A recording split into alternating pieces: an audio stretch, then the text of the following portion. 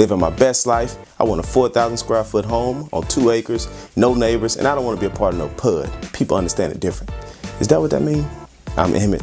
This is your Real Estate Minute.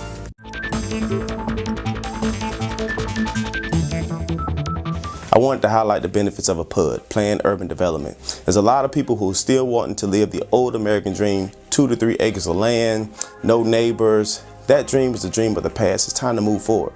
So what's the benefits of a PUD?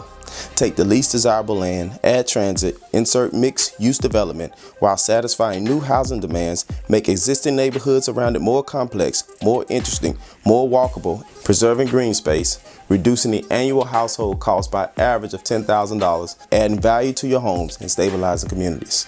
Recent study shows that the walkability, the safety, convenient, attractive neighborhoods equals a more healthier and balanced life. Some other things to consider when deciding to purchase in isolated areas: you'll need a septic tank for sewage, you'll need a well pump for water. Also maintenance on your septic and well and upkeep of your land. Keep in mind that you have no control over what goes on across the street from you or adjacent from you that may decrease your land value. I'm Emmitt. This is your Real Estate Minute.